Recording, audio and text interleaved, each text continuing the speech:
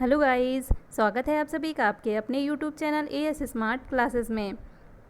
आज का टॉपिक है अधिगम के सिद्धांत। इससे पहले एक वीडियो आपको दिया जा चुका है जिसमें अधिगम के बारे में बताया जा चुका है। अधिगम क्या होता है, अधिगम की कौन कौन सी परिभाषाएं हैं, अधिगम के कितने प्रकार होते हैं, ये सभी चीज़ें उसमें बताई जा चुकी हैं। जिसने ना देखा हो वो वीडियो के डिस्क्रिप्शन बॉक्स में जाकर देख सकते हैं। तो आज का टॉपिक है अधिगम के सिद्धांत। इसमें हम देखेंगे कि अधिगम के जो सिद्धांत हैं उनको कितने भागों में बांटा गया है। थॉर्नडाइक के विषय में पढ़ेंगे। थॉर्नडाइक का प्रयत्न भूल का सिद्धांत क्या था। थॉर्नडाइक ने सीखने के कुछ नियम दिए थे, जैसे सीखने के कुछ मुख्य नियम दिए थे और कुछ गौण नियम दिए थे। तो इन सभी चीज़ों पर इस वीडियो में हम चर्चा करेंगे। ये वीडियो ऑल टीचिंग एग्जाम्स की दृष्टि से मोस्ट इम्पॉर्टेंट है। वीडियो को लास्ट तक ज़रूर देखिएगा और वीडियो पसंद आए तो वीडियो को लाइक करें और ज़्यादा से ज़्यादा शेयर करें। जिसने भी चैनल को सब्सक्राइब ना किया हो कर लीजिए और साथ ही बेल आइकन को भी प्रेस कर लीजिए ताकि नेक्स्ट वीडियो की अपडेट आपको टाइम पर मिलती रहे।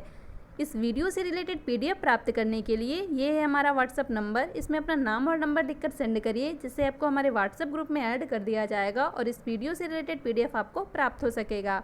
स्टार्ट करते हैं आज का टॉपिक, अधिगम के सिद्धांत।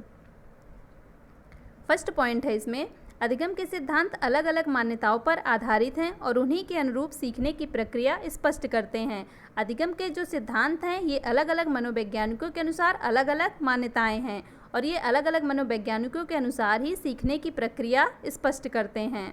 नेक्स्ट पॉइंट है, अधिगम के सिद्धांत को प्रमुख रूप से व्यवहारवादी सिद्धांत तथा संज्ञानवादी सिद्धांत में बांटा गया है। कितने भागों में बांटा गया अधिगम के सिद्धांत को? व्यवहारवादी सिद्धांत और संज्ञानवादी सिद्धांत। व्यवहारवादियों ने अधिगम की अलग परिभाषा दी थी और संज्ञानवादियों ने अधिगम को अलग तरह से बताया था। आगे देखेंगे इन्होंने कैसे बताया था। नेक्स्ट पॉइंट है, अधिगम के व्यवहारवादी सिद्धांतों को अधिगम के संबंधवादी सिद्धांत भी कहते हैं। क्या कहते हैं? व्यवहारवादी सिद्धांतों को संबंधवादी सिद्धांत भी कहते हैं। इस वर्ग के सिद्धांत वस्तुतः सीखने की प्रक्रिया को उद्दीपक व अनुक्रिया के मध्य संबंध को स्पष्ट करते हैं। व्यवहारवादी वर्ग के जो सिद्धांत हैं यह अधिगम की प्रक्रिया को किसके मध्य संबंध में स्पष्ट करते हैं? उद्दीपक मतलब होता है लक्ष्य, और अनुक्रिया रिस्पॉन्स, इन दोनों के मध्य संबंध को स्पष्ट करते हैं। नेक्स्ट पॉइंट देखेंगे, संज्ञानवादी उद्देश्य समझ सूझ की भूमिका पर बल देते हैं। संज्ञानवादी जो होते हैं वो किस पर बल देते हैं? उद्देश्य, समझ और सूझ की, मतलब व्यक्ति के अंदर जो समझ है उसके अंदर सूझ है जो, उस पर संज्ञानवादी बल देते हैं। जबकि व्यवहारवादी क्या थे? वह उद्दीपक और अनुक्रिया के मध्य संबंध पर बल देते थे। नेक्स्ट पॉइंट है, थॉर्नडाइक, पावलोव, स्किनर, हल तथा गुथरी के अधिगम सिद्धांत व्यवहारवादी मनोविज्ञान के अंतर्गत आते हैं। व्यवहारवादी मनोवैज्ञानिक कौन कौन से हैं? थॉर्नडाइक, पावलोव, स्किनर, हल तथा गुथरी, ये हैं व्यवहारवादी वैज्ञानिक। नेक्स्ट पॉइंट में है संज्ञानवादी मनोवैज्ञानिक कौन कौन से हैं? Kohler, Tolman, Bandura, Kurt Lewin, Robert Gagne, ये सभी आते हैं संज्ञानवादी मनोवैज्ञानिक के अंतर्गत। तो यहाँ पे ये दो पॉइंट क्लियर हुए, व्यवहारवादी मनोवैज्ञानिक कौन से हैं और संज्ञानवादी मनोवैज्ञानिक कौन से हैं। अब नेक्स्ट पॉइंट देखेंगे, व्यवहारवादियों का मानना था कि अधिगम अनुबंधन का परिणाम है और धीरे धीरे होता है। व्यवहारवादी मनोवैज्ञानिक कौन कौन से थे? ये सभी व्यवहारवादी थे। इनका क्या मानना था? ये मानते थे कि जो अधिगम होता है वह अनुबंधन का परिणाम होता है और अधिगम अचानक नहीं बल्कि धीरे धीरे होता है। अनुबंधन क्या होता है? अभी पीछे बताया गया आपको पिछले पॉइंट में कि व्यवहारवादी जो थे वह उद्दीपक और अनुक्रिया के मध्य संबंध पर बल देते थे। यही होता है अनुबंधन। अनुबंधन मतलब जब कोई व्यक्ति किसी लक्ष्य की प्राप्ति के लिए कोई अनुक्रिया करता है और उस अनुक्रिया के द्वारा उस लक्ष्य को प्राप्त कर लेता है तो उन दोनों के मध्य एक बंधन बनता है, उसी बंधन को कहते हैं अनुबंधन। तो यहाँ पे अनुबंधन क्लियर हो गया। अब देखेंगे नेक्स्ट पॉइंट, जबकि संज्ञानवादियों के अनुसार अधिगम समस्या समाधान की योग्यता है और अचानक होता है। संज्ञानवादी क्या मानते हैं कि अधिगम जो होता है, जब किसी व्यक्ति में किसी समस्या को समाधान करने की योग्यता आ जाती है तो उसका मतलब क्या हुआ कि वह सीख गया, उसका अधिगम पूरा हो गया। और इनके अनुसार अधिगम कैसे होता है? अचानक होता है। और व्यवहारवादियों के अनुसार कैसे होता था? धीरे धीरे होता है। दोनों पॉइंट कितने डिफरेंट हैं यहाँ पर ध्यान दीजिएगा। नेक्स्ट पॉइंट देखेंगे, व्यवहारवादियों के सिद्धांत। सबसे पहले व्यवहारवादियों के सिद्धांत कंप्लीट करेंगे, उसके बाद संज्ञानवादियों के सिद्धांत कंप्लीट करेंगे। तो व्यवहारवादियों के सिद्धांत में सबसे पहले देखेंगे थॉर्नडाइक। थॉर्नडाइक व्यवहारवादी मनोवैज्ञानिक हैं। थॉर्नडाइक के विषय में यहाँ कुछ पॉइंट देखेंगे। फर्स्ट पॉइंट है, ये अमेरिका के वैज्ञानिक थे। थॉर्नडाइक कहाँ के वैज्ञानिक थे? ये अमेरिका के मनोवैज्ञानिक थे। नेक्स्ट पॉइंट है, इन्होंने पशुओं पर सबसे पहले अध्ययन किया था, इसलिए इन्हें पशु मनोवैज्ञानिक का जनक कहा जाता है। थॉर्नडाइक तो जो थे, इन्होंने कई पशुओं पर सबसे पहले अध्ययन किया था, जैसे बिल्ली पर, चूहों पर, खरगोश पर, ऐसे ही कई पशुओं पर इन्होंने सबसे पहले अध्ययन किया, इसीलिए इन्हें पशु मनोवैज्ञानिक का जनक कहते हैं। नेक्स्ट पॉइंट है, इन्होंने सीखने के नियम सबसे पहले दिए थे, इसलिए इन्हें प्रथम शैक्षिक मनोवैज्ञानिक भी कहते हैं। क्या इन्हें कहते हैं? प्रथम शैक्षिक मनोवैज्ञानिक किसे कहते हैं? थॉर्नडाइक को, क्योंकि इन्होंने सीखने के नियम सबसे पहले दिए थे। आगे देखेंगे प्रयत्न एवं भूल का सिद्धांत। पहला व्यवहारवादियों का सिद्धांत है प्रयत्न एवं भूल का सिद्धांत। किसने दिया था इसे? थॉर्नडाइक ने। इसके कुछ अन्य नाम हैं, जैसे फर्स्ट है उद्दीपक अनुक्रिया का सिद्धांत। अभी पीछे बताया गया है कि उद्दीपक लक्ष्य होता है और लक्ष्य को प्राप्त करने के लिए व्यक्ति जो क्रिया करता है वह होती है अनुक्रिया। तो प्रयत्न एवं भूल के सिद्धांत का एक नाम था उद्दीपक अनुक्रिया सिद्धांत। नेक्स्ट है यस आर थ्योरी। यस मतलब होता है स्टिमुलस उद्दीपक और आर मतलब होता है रिस्पॉन्स अनुक्रिया।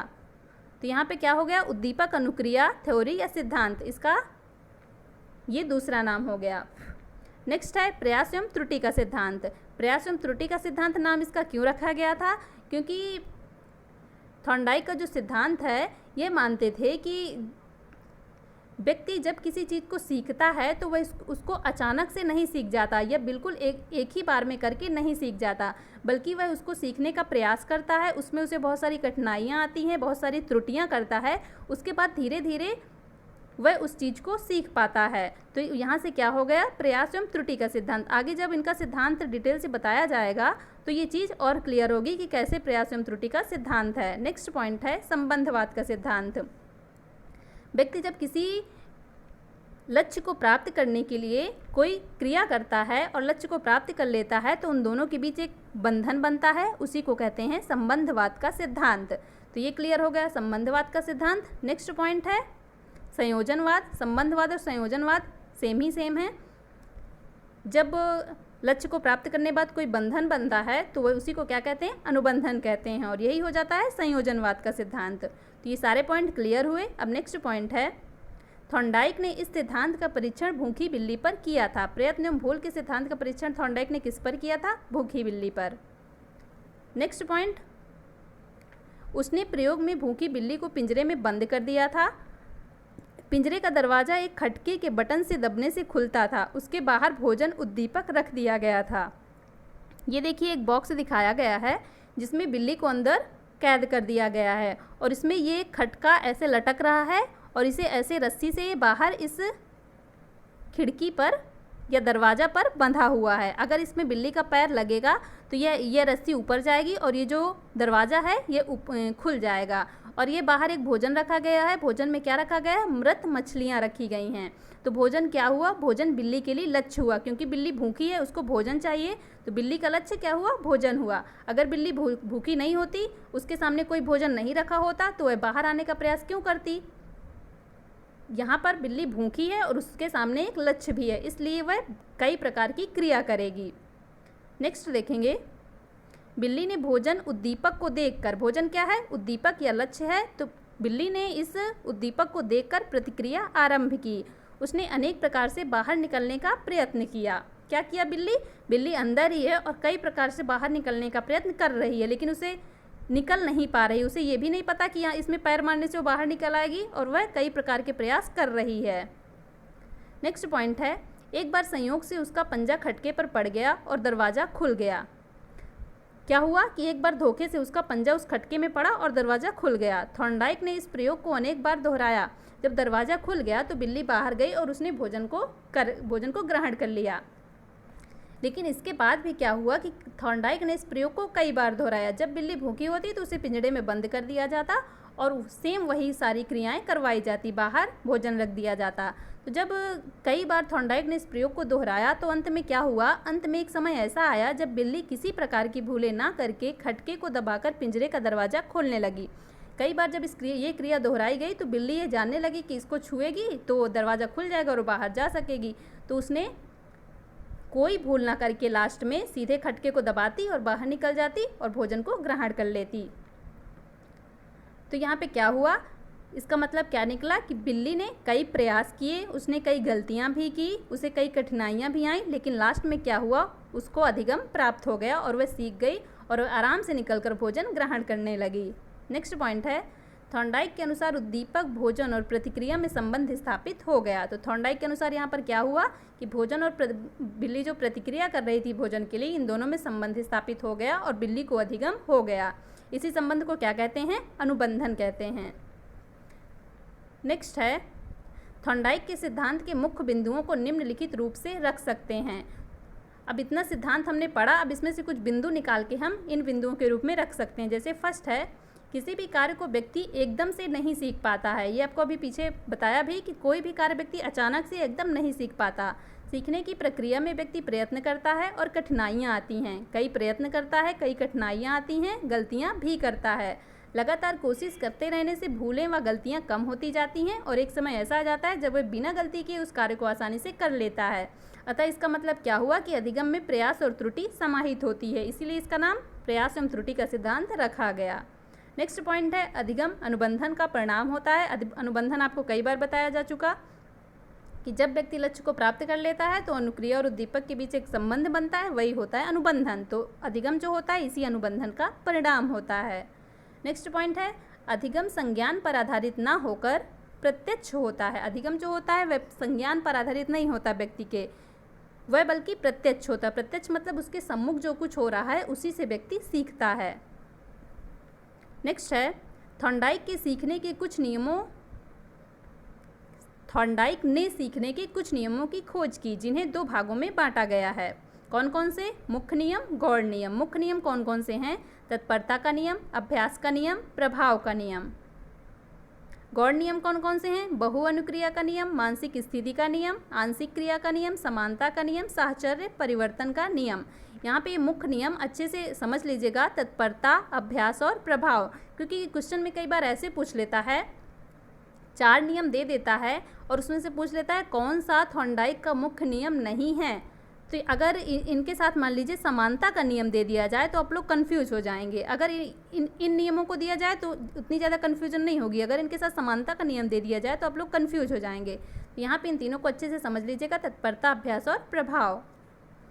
अब देखेंगे मुख्य नियम, इनको डिटेल से पढ़ेंगे। जैसे फर्स्ट है तत्परता का नियम। क्या होता है यह? यदि प्राणी उद्दीपक की प्रति अनुक्रिया को संपादित करने के लिए शारीरिक व मानसिक दृष्टि से तत्पर है तो वह उद्दीपक को प्राप्त कर लेगा। क्या है कि जब प्राणी किसी लक्ष्य को प्राप्त करने के लिए कोई क्रिया करता है, अगर वह खुद से स्वयं से शारीरिक और मानसिक दृष्टि से उस कार्य को करने के लिए तत्पर है तो वह उद्दीपक को प्राप्त कर लेगा। अगर वह खुद से ही तत्पर नहीं है तो वह उद्दीपक को नहीं प्राप्त कर पाएगा। तो ये हो जाता है तत्परता का नियम। नेक्स्ट पॉइंट है अभ्यास का नियम। ये क्या होता है? उद्दीपक और अनुक्रिया और उद्दीपक के मध्य यदि बार बार अभ्यास की पुनरावृत्ति की जाए तो इन दोनों के मध्य बनने वाला अनुबंधन मजबूत होता है तथा अभ्यास की कमी से अनुबंधन कमजोर होता है। क्या होता है कि जब कोई किसी लक्ष्य को प्राप्त करने के लिए कोई व्यक्ति अनुक्रिया करता है, यदि इन दोनों की बार बार अभ्यास किया जाए, बार बार इन दोनों की पुनरावृत्ति की जाए तो क्या होगा? जो इन दोनों के मध्य एक बंध बनेगा वह मजबूत बंध बनेगा। अगर अभ्यास की कमी होगी तो बनने वाला जो अनुबंधन होगा वह कमज़ोर होगा। इस नियम को 1930 में संशोधित करके थॉर्नडाइक ने 2 उपभागों में बांट दिया था, जैसे उपयोग का नियम, अनुपयोग का नियम। मतलब उपयोग के नियम में जितना ज़्यादा अभ्यास करोगे उतना ही ज़्यादा बंधन मजबूत होगा और अनुपयोग में जितना कम अभ्यास करोगे उतना ही बंधन कमज़ोर होगा। तो अभ्यास का नियम क्लियर हो गया। अब देखेंगे नेक्स्ट पॉइंट, प्रभाव का नियम। ये क्या होता है? जब प्राणी उद्दीपक के प्रति अनुक्रिया करता है तो यदि प्राणी को संतोष प्राप्त होगा तो अधिगम अच्छा और सरल होगा। यदि प्राणी को असंतोष प्राप्त होगा तो अधिगम प्रभावी नहीं होता है। अतः क्रिया के अंत में जो परिणाम प्राप्त होता है उसका प्रभाव अधिगम पर पड़ता है। क्या कह रहा है यहाँ पर कि जब व्यक्ति किसी लक्ष्य के प्रति कोई क्रिया करता है तो यदि अपनी क्रिया से व्यक्ति को संतोष प्राप्त हो रहा है तो क्या होगा, जो अधिगम होगा वह अच्छा और सरल होगा। यदि व्यक्ति को स्वयं ही संतोष प्राप्त नहीं हो रहा है, वह असंतुष्ट है स्वयं के कार्य से ही, तो क्या होगा, अधिगम प्रभावी नहीं होगा। अतः क्रिया के अंत में जो परिणाम प्राप्त होते हैं उसका प्रभाव अधिगम पर पड़ता है, और इस प्रभाव के नियम को इसीलिए क्या कहते हैं, संतोष और असंतोष का नियम भी कहते हैं। क्या इसका एक और नाम है, संतोष और असंतोष का नियम। ये भी ध्यान दीजिएगा, संतोष और असंतोष का नियम, और इसका एक नाम और है परिणाम का नियम। तो इसके 3 नाम हो गए। अब देखेंगे आगे गौड़ नियम। कौन कौन से हैं गौड़ नियम? 5 गौड़ नियम बताए गए थे। मुख्य नियम 3 होते हैं और गौड़ नियम 5 होते हैं। तो फर्स्ट है गौड़ नियम में बहुअनुक्रिया का नियम। क्या होता है यह? इसके अनुसार व्यक्ति के सामने नई समस्या आने पर उसे सुलझाने के लिए ये विभिन्न प्रतिक्रियाएं कर हल ढूंढने का प्रयत्न करता है। वह प्रतिक्रियाएं तब तक करता रहता है जब तक समस्या का सही हल ना खोज ले और उसकी समस्या सुलझ नहीं जाती है। बहुअनुक्रिया मतलब बहुत सी अनुक्रियाएं। ऐसा समझ सकते हैं इसे कि अगर व्यक्ति के सामने कोई समस्या आ जाए, नई समस्या आ जाए, तो उसे सुलझाना तो चाहेगा व्यक्ति, उसके लिए क्या करेगा, वह कई सारी प्रतिक्रियाएं करेगा और उसका हल ढूंढने का प्रयास करेगा।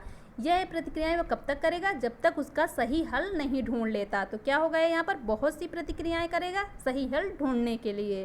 तो ये हो गया बहुअनुक्रिया का नियम। अब नेक्स्ट देखेंगे, सेकंड है मानसिक स्थिति या मनोवृत्ति का नियम। यह क्या होता है? इस नियम के अनुसार जब व्यक्ति सीखने के लिए मानसिक रूप से तैयार रहता है तो वह शीघ्र सीख लेता है। इसके विपरीत यदि कोई व्यक्ति मानसिक रूप से किसी कार्य को सीखने के लिए तैयार नहीं रहता तो उस कार्य को वह नहीं सीख सकेगा। यहाँ पे देखिए, यहाँ से समझिए कि मानसिक स्थिति या मनोवृत्ति का नियम, व्यक्ति जब खुद मानसिक रूप से तैयार है किसी चीज़ को सीखने के लिए तो वह तुरंत सीख लेगा। अगर वह खुद ही तैयार नहीं है तो उसे सीखने में कठिनाई होगी, वह सीख नहीं पाएगा। तो यह हो गया मानसिक स्थिति या मनोवृत्ति का नियम। आप लोग खुद से ही ले लीजिए कि जब आप लोग खुद मानसिक रूप से तैयार होते हैं तभी किसी चीज़ को सीख पाते हैं। अगर आप लोगों का मन नहीं है तो आप उस चीज़ को नहीं सीख पाएंगे। नेक्स्ट है आंशिक क्रिया का नियम। ये क्या होता है? इस नियम के अनुसार व्यक्ति किसी समस्या को सुलझाने के लिए अनेक क्रियाएं प्रयत्न एवं भूल के आधार पर करता है। वह अपनी अंतर्दृष्टि का उपयोग कर आंशिक क्रियाओं की सहायता से समस्या का हल ढूंढ लेता है। इसमें क्या होता है कि व्यक्ति समस्या को सुलझाने के लिए अनेक क्रियाएं करता है और क्या करता है, और वह अपनी अंतर्दृष्टि किसका उपयोग करके, अंतर्दृष्टि का उपयोग करके कुछ आंशिक क्रियाओं की सहायता से समस्या के हल को ढूंढ लेता है। तो यहाँ पे कौन सा नियम है? आंशिक क्रिया का नियम, मतलब आंशिक अंतर्दृष्टि का उपयोग करके आंशिक क्रियाओं की सहायता से समस्या का हल ढूंढ लेना। नेक्स्ट देखेंगे समानता का नियम। ये क्या होता है?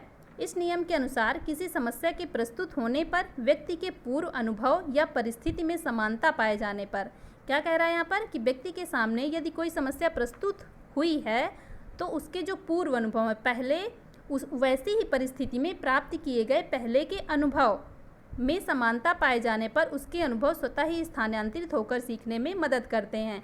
मतलब पहले कभी वैसी ही परिस्थिति में उसे जो अनुभव प्राप्त हुए थे वह अभी की परिस्थिति में वहाँ से यहाँ पर आकर उसकी सीखने में मदद करेंगे। मतलब क्या हुआ कि पहले वाले अनुभव अभी वाली परिस्थिति में सीखने में उसकी मदद करेंगे। तो ये हो जाता है समानता का नियम। नेक्स्ट पॉइंट है साहचर्य परिवर्तन का नियम।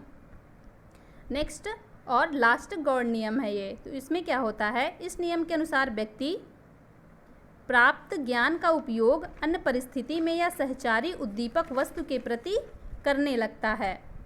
क्या करता है कि व्यक्ति को जो ज्ञान प्राप्त होता है वह उसका उपयोग अन्य उसी प्रकार की परिस्थिति में या अन्य सहचारी उद्दीपक वस्तु के प्रति उसी प्रकार के लक्ष्य के प्रति भी करने लगता है। मतलब वैसा ही कुछ कोई दूसरा लक्ष्य के प्रति भी वह उसी प्रकार की क्रिया करने लगता है। जैसे उदाहरण से समझते हैं, कुत्ते के मुंह में यहाँ पर होगा भोजन सामग्री को देखकर लार टपकने लगती है, परंतु कुछ समय बाद भोजन के बर्तन को ही देखकर लार टपकने लगती है। भोजन को देखकर तो कुत्ते के मुंह में लार टपकती है, लेकिन कुछ समय बाद ऐसा आ जाता है कि वह अगर भोजन के बर्तन को देख लेगा तो भी उसकी लार टपकने लगेगी। मतलब वैसी ही सहचारी उसी प्रकार का सहचारी लक्ष्य देखकर उसकी जो क्रियाएं होती हैं वह उसी प्रकार की हो जाती हैं। तो ये हो जाएगा साहचर्य परिवर्तन का नियम। तो यहाँ से 5 गौड़ नियम कंप्लीट हो गए, 3 मुख्य नियम कंप्लीट हो गए। थॉर्नडाइक का प्रयास एवं त्रुटि का सिद्धांत भी कंप्लीट हो गया। तो आज का वीडियो यहाँ से कंप्लीट होता है। वीडियो पसंद आया हो तो वीडियो को लाइक कर दें और ज़्यादा से ज़्यादा शेयर कर दें।